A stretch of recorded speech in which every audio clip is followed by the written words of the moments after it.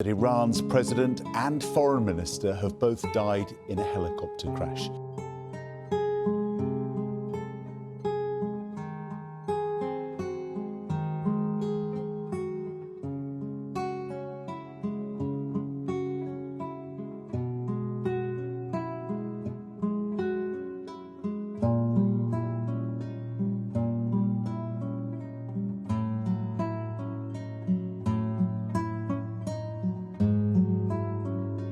Helicopter দুর্ঘটনায় নিহত হয়েছেন ইরানের ৬৩ বছর বয়সী প্রেসিডেন্ট ইব্রাহিম রাইসি এবং পররাষ্ট্র মন্ত্রী হোসেন আমির আবদুল্লাহিয়ান।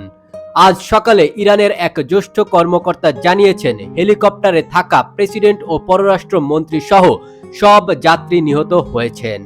অনুসন্ধান ও উদ্ধারকারী দল পূর্ব আজারবাইজান প্রদেশের দুর্গম পাহাড়ি এলাকায় হেলিকপ্টারের ধ্বংসাবশেষ শনাক্ত করার পর তাদের নিহতের বিষয়টি নিশ্চিত করেছেন দেশটির কর্মকর্তারা। তারা বলেন, পার্বত্য অঞ্চলে কুয়াশাপূর্ণ খারাপ আবহাওয়ার কারণে হেলিকপ্টারটি বিধ্বস্ত হয়েছে।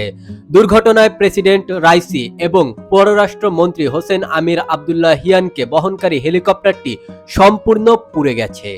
দুর্ঘটনা স্থল থেকে পাওয়া ছবি ও ভিডিওতে দেখা গেছে হেলিকপ্টারটি একটি পাহাড়ের চূড়ায় আছড়ে পড়েছে। অবশ্য এখন পর্যন্ত হেলিকপ্টারটি বিধ্বস্তের কারণ সম্পর্কে সরকারিভাবে কোনো তথ্য জানানো হয়নি।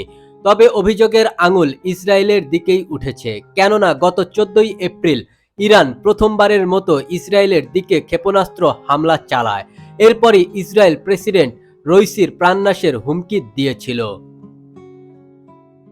যুক্তরাষ্ট্রের তৈরি বেল 212 হেলিকপ্টারটিতে ভ্রমণ করছিলেন প্রেসিডেন্ট ও পররাষ্ট্রমন্ত্রী। ওই হেলিকপ্টারটি বিধ্বস্ত হয়েছে, যদিও সঙ্গে আরো 2টি হেলিকপ্টার ছিল। রবিবার আজারবাইজানের সীমান্তবর্তী এলাকায় দুই দেশের যৌথভাবে নির্মিত একটি বাঁধ উদ্বোধন করতে যান ইরানের প্রেসিডেন্ট ও পররাষ্ট্রমন্ত্রী। সেখানে আজারবাইজানের প্রেসিডেন্ট ইলহাম আলিয়েভও ছিলেন। সেখান থেকে 3টি হেলিকপ্টারের বহর নিয়ে ইরানের পূর্ব আজারবাইজান প্রদেশের রাজধানী তাবরিজে ফিরছিলেন তারা। একটিতে ছিলেন প্রেসিডেন্ট ও পররাষ্ট্র মন্ত্রী সহ বেশ কয়েকজন কর্মকর্তা।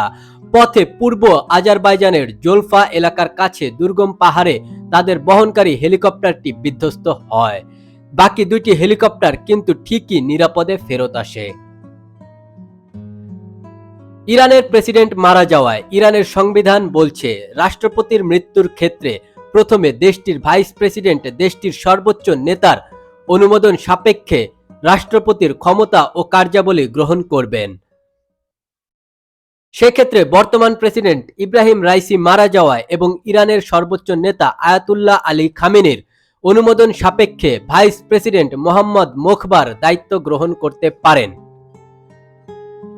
ভাইস প্রেসিডেন্টের দায়িত্ব নেওয়ার 50 দিনের মধ্যে একটি নতুন নেতা নির্বাচনের জন্য একটি নির্বাচনের ব্যবস্থা করার বাধ্যবাধকতাও কিন্তু আছে দেশটির সংবিধানে। উল্লেখ্য, ইরানের মৃত প্রেসিডেন্ট ইব্রাহিম রাইসির জন্ম 1960 সালে উত্তর পূর্ব ইরানের পবিত্র শহর মাশহাদে। মাত্র 20 বছর বয়সে তিনি তেহরানের পার্শ্ববর্তী শহর কারাজের প্রসিকিউটর জেনারেল নিযুক্ত হন। ইব্রাহিম রাইসি ইরানের বিচার ব্যবস্থার বিভিন্ন গুরুত্বপূর্ণ পদে কাজ করেছেন। তিনি 2004 থেকে 2014 সাল পর্যন্ত উপপ্রধান বিচারপতি, 2014 থেকে 2016 সাল পর্যন্ত অ্যাটর্নি জেনারেল এবং 2019 থেকে 2021 সাল পর্যন্ত প্রধান বিচারপতি ছিলেন। ইব্রাহিম রাইসি 2021 সালের রাষ্ট্রপতি পদে নির্বাচনে দাঁড়িয়ে 62.9% ভোট পেয়ে হাসান রুহানিকে পরাজিত করেন এবং দেশটির প্রেসিডেন্ট পদে আসীন হন। অনেকেই মনে করেন এই নির্বাচন রাইসির পক্ষে প্রভাবিত করা হয়েছিল, কারণ তিনি ইরানের সর্বোচ্চ নেতা আলী খামেনির ঘনিষ্ঠ মিত্র। রাইসিকে প্রায়ই খামেনির পরবর্তী উত্তরসূরি অর্থাৎ সুপ্রিম লিডার হিসেবে দেখা হতো। তার 3 বছর রাষ্ট্রপতি থাকাকালীন সময়ে মার্কিন যুক্তরাষ্ট্রের সাথে পারমাণবিক চুক্তি নিয়ে আলোচনা আটকে যায় এবং 2022 সালের শেষের দিকে মাহসা আমিনির মৃত্যুর পর দেশটিতে বড় ধরনের প্রতিবাদ হয়।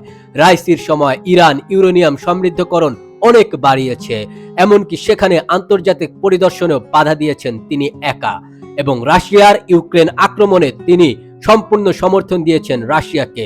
হুথি ও হিজবুল্লাহ গোষ্ঠীরাও শক্তিশালী হয়েছে তার সময়ে। সব মিলিয়ে রাইসি ছিল পশ্চিমা ও তার মিত্রদের জন্য আতঙ্কের অন্য নাম। তাই আপনাদের কি ধারণা, প্রেসিডেন্ট ইব্রাহিম রাইসির মৃত্যু কি শুধুই দুর্ঘটনা, নাকি ইসরায়েল ও মোসাদের পরিকল্পিত হত্যাকাণ্ড হয়েছেন রাইসি? কমেন্ট বক্সে কমেন্ট করে আপনাদের মন্তব্য জানান।